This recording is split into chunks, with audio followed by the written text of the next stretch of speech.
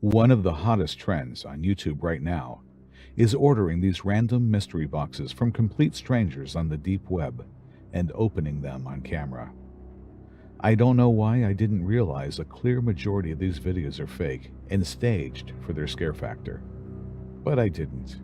I thought it was a great idea and hopped on the bandwagon to claim my YouTube stardom that I desperately longed for. For those who don't know a lot about the deep web, it's simply a part of the internet that isn't accessible from your basic Chrome, Firefox, or Explorer search engines. You must download the encryption program Tor and the Tor browser for starters. It's not illegal to access this part of the internet, but since it is anonymous, a great deal of illegal actions happens there. The possibilities are endless. I grabbed my laptop I've had since I graduated in 2011 and downloaded the required programs. I prefer to use my laptop over my desktop in case of viruses and such. My 7-year-old laptop is a little more disposable. I had a little Bitcoin phase a few years ago when it was blowing up, so I had a little saved already. It wasn't much, only 0.1 Bitcoin, which translates to roughly 632 US dollars. But it was enough for what I was looking for. After the downloads were finished, I opened the browser and started my journey at the Hidden Wiki website. They provided a lot of useful links to get you started on the deep web. I scrolled through the warnings and gists of what it was and found the links I was looking for. Almost forgot, I muttered to myself as I grabbed the duct tape from my desk drawer. I cut a tiny, square piece off the end and placed it over my webcam. Call me paranoid, but I'd rather be safe than sorry. I clicked on the first link and waited what seemed like forever for the page to load. It was another very plain page with a list of popular websites that you could scroll through on the side. I continued my search through the web links until I found a page dedicated to mystery boxes. I wanted to find one around $500, so people knew I meant business on my channel. These were relatively small, staying around the 0.0125 to 0.05 Bitcoin range. I was worried about being scammed. I decided to continue my search after a quick bathroom break. When I came back, I noticed my cursor was off to the side and was able to click on a link that must have matched the background color of the web page because I couldn't see it. I indulged in my curiosity and hit the link. I was taken to a pitch black page with small white texts near the top. I'm selling one random package to any brave soul to receive it for only 0.12 Bitcoin, or best offer. Only one, huh? I thought to myself. I'll shoot my shot. I hit the small payment button and was asked how much I'd like to spend. I entered 0.1 Bitcoin with fingers crossed. The payment went through without any hesitation, and I was instantly met with a chat box asking where I'd like my package sent. I know this wasn't a good idea, and I regret it to this day, but the other YouTube channels use their own address often, so I thought nothing of it. I gave them my home address. I waited over a month for the box to come in, 36 days to be exact. It arrived directly on my front porch and was wrapped numerous times in red tape. I set my camera on the tripod and adjusted it to show me and the box on this small wooden table. I draped a sheet in the background so it looked a little more professional.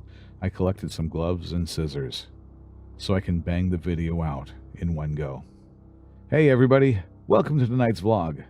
Boy, do I have a surprise for you. I continue my monologue, mentioning how I got the box and how much I paid. Without wasting further time, let's open this deep web mystery box. I grab the scissors and cut along the red tape. I make sure my gloves are on tight, and I rip the box open. My brow furrows as I see just one book. Without saying a word, I take the book out of the box. I was pretty pissed I spent over $600 on a book. Well, folks, looks like we got us a dud. These pages better be made of gold.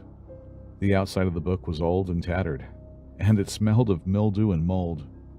I cracked the book open to the first page and glanced over the contents. It's an old photo album. Smells of old rot. Let's take a look at the pictures. I showed the camera a view of the page's contents.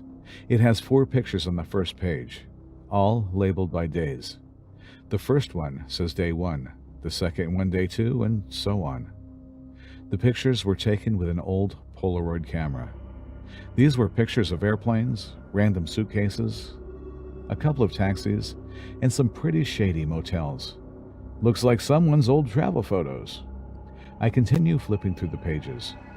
Every day was a different photo of nature or cars or trains. Day 18 held the oddest photo yet.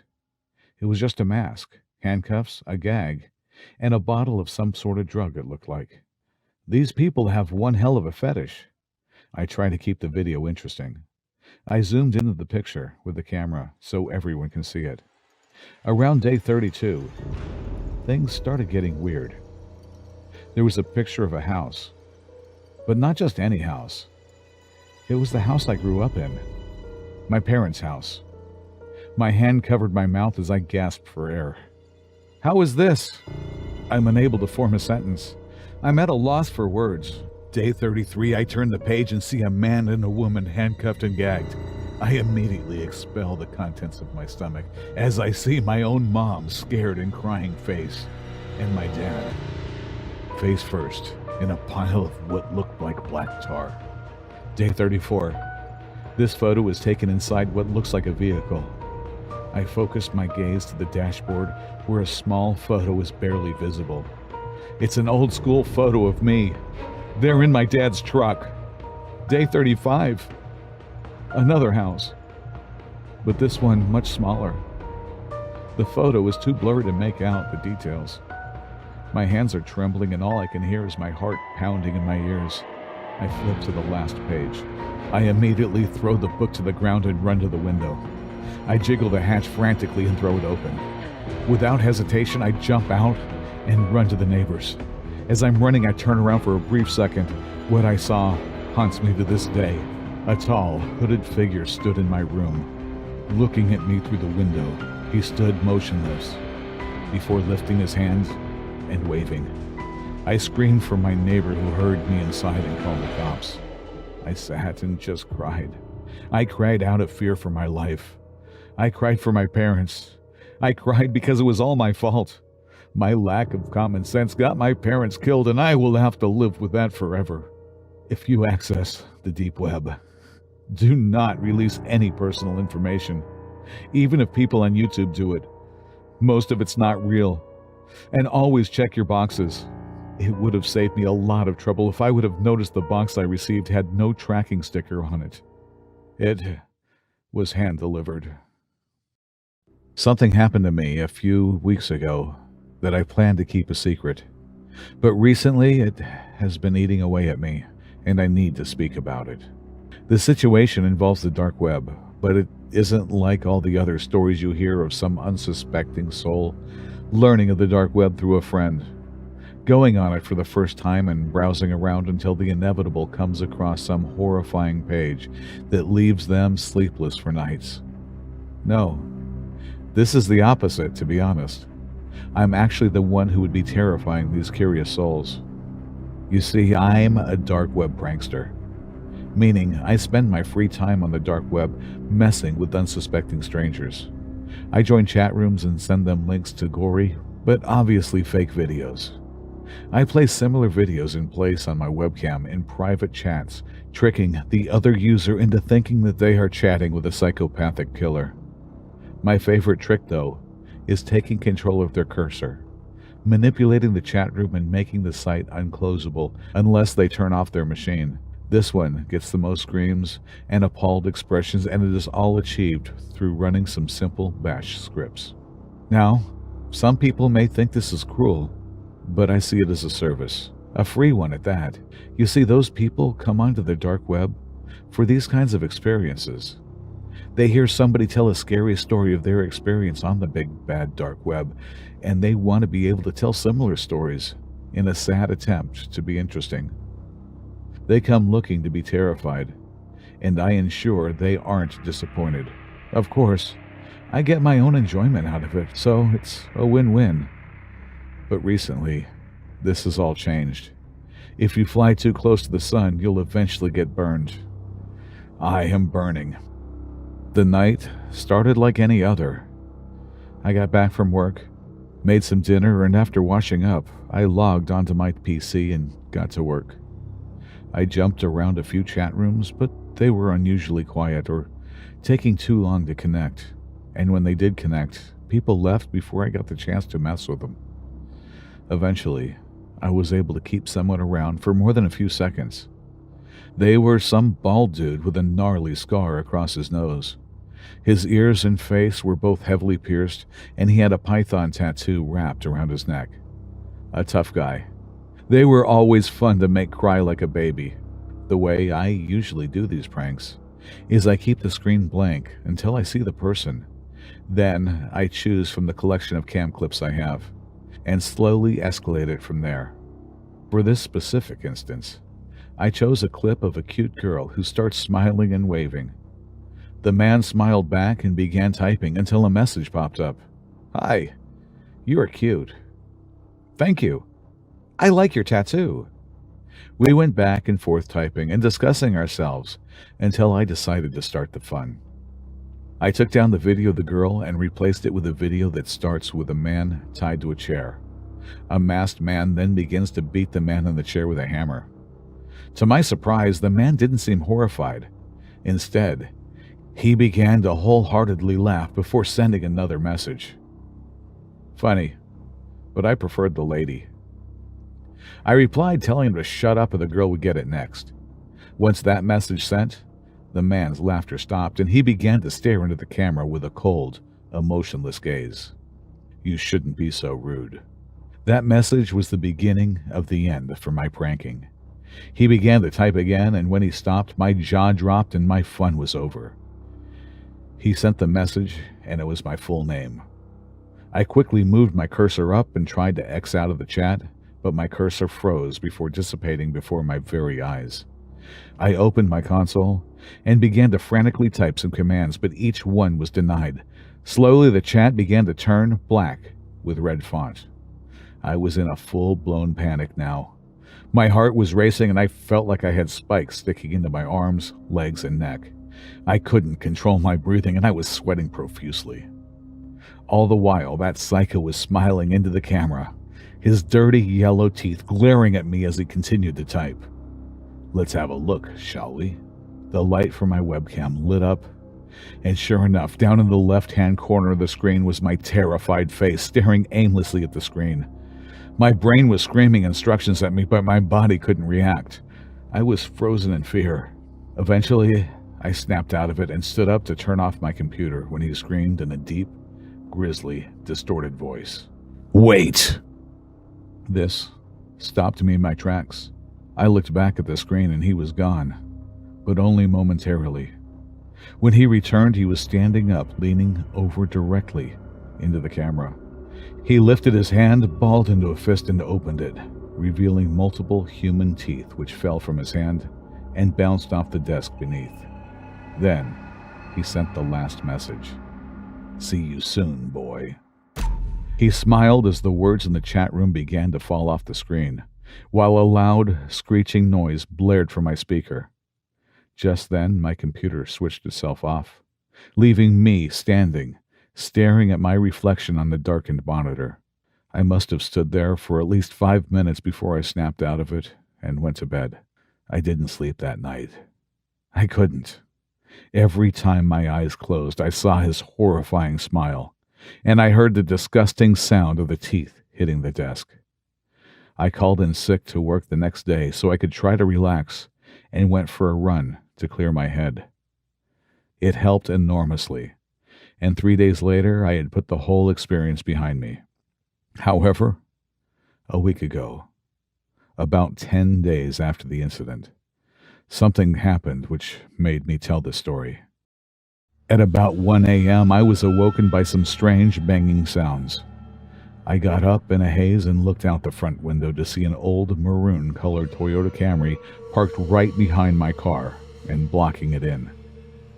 The banging had stopped, but the strange car had put me on edge. I had lived in the neighborhood for a few years and I never once saw this car. I put on some clothes and began to walk down my stairs and towards the front door. But as I did, the banging began again. It was coming from the back door. I slowly walked towards the door with my heart racing. The closer I got, the louder the bangs. Whatever was causing it was trying to smash the door off its hinges. I wanted to scream, "Get the hell away from my house!" However, for once in my life, I made the smart decision and ran up my stairs and into my bedroom before barricading my door and calling 911. The operator picked up just as I heard a window smash from downstairs. "There's a man in my house. He's trying to kill me," I screamed before she responded, telling me to calm down and to tell her my location. She asked me to stay on the line and that a squad car was close by. I heard heavy footsteps stomping up my stairs and towards my door before stopping. The operator asked was I still there, but before I could answer her inquiry, the man started to attempt to knock down my bedroom door. The bangs on the door were deafening. The operator kept pushing me to respond, but I couldn't. I was transfixed on the door and how with every sickening thud that psycho got closer and closer. Suddenly, I could hear sirens in the distance and the banging stopped, followed by the sound of quick steps speeding down the stairs, and shortly after, the sound of a car starting and speeding away. A few minutes later, the lights from the sirens illuminated my room. This broke me out of my frozen, fearful state. I moved the barricade and ran down my stairs and out of the front door to the police. They questioned me for some time and searched around my house. They found shoe and axe marks on both doors. My bedroom door had a massive hole in it from where that lunatic was cutting it. I gave them a full statement and told them everything. When all was finished, they drove me to my friend's house as I couldn't stay at mine anymore. The next day, I rang my landlord and canceled my tenancy, which cost me my deposit and a cancellation fee. I've been staying with my friend while I look for a new place. I haven't been sleeping at all. I'm terrified that that psycho will find me again. The police found no evidence that could be used to find him, bar the Camry. But there are thousands of them in this state alone. I fear for my life every day, and I'm unsure if I'll ever be safe again. Stay off the dark web. It was mostly used by jokesters, but it only takes one wrong click to put your life in danger. I downloaded Tor. Yes, the mother of all evil, Tor. After stumbling around for some time, I found my way to a cache of randomly placed links. There was one called "More Power to Those Strong-Willed Ladies," and, being a sucker for a good advertisement, I clicked on it. I was disappointed at first when I saw that this was like any other random chat room, but what they were talking about was not normal at all. "Hello, my dear fellows. Welcome to the place where these strong-willed ladies give up their bodies for our satisfaction." I couldn't help but laugh when I read the message. It felt like I was in a virtual circus or something. "Start sending in your requests. We work on a first-come, first-served basis." All these messages came rushing in from different users. "Make her go bald. I want her nails taken off ASAP. Poke her eyes out. Burn, burn, burn, burn, burn. Why is her skin still intact? Peel it, now. I don't like her boobs. I think they're too big. Let's check if she has some silicone in them, shall we? Give her a snake tongue. Give her a third eye. No pinkies, no promises. I think she needs a nose job. Cut it off. Engrave a flamingo on her thigh. Female circumcision for the win." These messages already seemed disturbing, but the real unsettling part was yet to come. I couldn't understand what they were all talking about, so I finally decided to ask, "What are you guys doing?" Almost everyone in the chat ignored my message and kept sending the same weird requests. "Cut her nipples. Use the branding iron on her, please. And could you write whore this time, please? Could you pull her hair out, please? Boil her hand. Use the taser on her. What are you guys doing? This time, someone noticed me. "Are you new here?" "Yes." "Oh." They sent me a direct message. "Hi, it's me from the chat room." "Hey, what do you want to know?" "What is everybody talking about there? Who is she? And why are they all saying that?" "You seriously don't know what's happening here?" "No, I don't." "Then what are you even doing there? And how did you get access to that chat room?" "I just wanted to explore the dark web, and the link to the chat room just randomly popped up in front of me as I was looking around for something fun." "Interesting. So you don't have any idea what's going on in there?" "No. Seriously, I don't know. Could you please tell me now?" "Do you have the other link as well?" "Which one?" "The one that leads to the video." "No. Which video are you talking about?" I was getting curious now, but little did I know that I would have been better off not knowing the details. I've been scarred for life ever since, and it is all because of my undue curiosity. "Do you really want to know?" "Yes." "Really? You don't really seem like the kind of person who would be happy to find out." "I want to know." "Okay, but it's dark, and I hope you won't freak out after this." "Oh, don't worry about me. I can handle it. Just go ahead, please." "So, in the chat room, you were just linked to a red room. You know what a red room is, right?" "No." I knew I would sound dumb, but I really didn't know.